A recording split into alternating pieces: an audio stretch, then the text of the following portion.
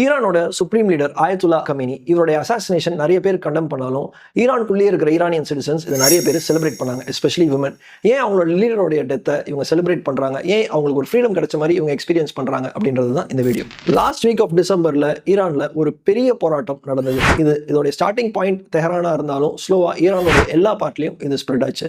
Late 70s நடந்த Iranian ரெவல்யூஷனுக்கு அப்புறம் நடக்கிற மிகப்பெரிய போராட்டம் இதுவாக தான் இருந்தது. இந்த கவர்மெண்ட்டை முடிவுக்கு கொண்டு வரணும் அண்ட் எக்கனாமிக்கல் மிஸ்மேனேஜ்மெண்ட் சரி பண்ணணும் அப்படின்றதுக்காக தான் இந்த போராட்டம் நடந்தது. இன்டர்நெட்டால இது வைட் ஸ்ப்ரெட் ஆனதுனால ஃபர்ஸ்ட் ஈரானியன் கவர்மெண்ட் இன்டர்நெட்டை கட் பண்ணாங்க அண்ட் மீடியாவுக்கு பயங்கரமான ரெஸ்ட்ரிக்ஷன்ஸை விதிச்சாங்க. இந்த ப்ரொடெஸ்ட்டை கண்ட்ரோல் பண்ண முடியாத ஒரு சிச்சுவேஷன்ல இருந்ததுனால ஈரானுடைய சுப்ரீம் லீடர் இந்த ப்ரொடெஸ்டர்ஸ் மேல ஃபயரிங் ஆர்டர் கொடுத்தார்.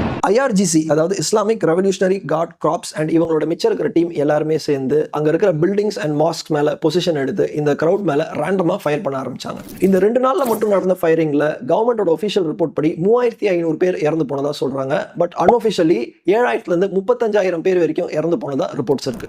அட் அ டைம் இவ்வளவு பேர் இறந்து போனதுனால இந்த டெட் பாடிஸை ஸ்டேட் அத்தாரிட்டிஸ் ஹேண்டில் பண்ண முடியாம திணறதா நிறைய ரிப்போர்ட் இருக்கு. விமனோட ரைட் ஈரான்ல ரொம்பவே ரெஸ்பெக்டட். ஹிஜாப் போடாம ஒரு விமன் பப்ளிக் பிளேஸ்ல வந்தா அது பனிஷபிள் ஆஃபென்ஸ். 2022ல மாஷா அமினி அப்படின்றவங்கள ஹெட் ஸ்கார்ஃப் போடாதனால போலீஸ் அரெஸ்ட் பண்றாங்க அண்ட் போலீஸ் ப்ரூட்டாலிட்டியில இவங்க பயங்கரமா அடி வாங்கி கொஞ்ச நாள் கோமால இருந்தாங்க. பட் அன்பார்ச்சுனேட்லி கொஞ்ச நாள் கழிச்சு இவங்க இறந்து போறாங்க. இந்த அன்ரெஸ்ட்டை கேபிட்டலைஸ் பண்ணி அமெரிக்கா அண்ட் இஸ்ரேல் ஈரானுடைய சுப்ரீம் லீடரும் அவர் கூட முக்கியமா இருக்கிற 40 கவர்மெண்ட் ஆஃபீஷியல்ஸும் ஒரு மீட்டிங்ல இருக்கும்போது அவங்கள அசாசினேட் பண்ணிட்டாங்க. இதனால இந்த அட்டாக் கரெக்ட் தான், ஈரான்ல இருக்கிற பிரச்சனை எல்லாம் தீந்துரும் அப்படின்னு நினைச்சா அது தப்பு.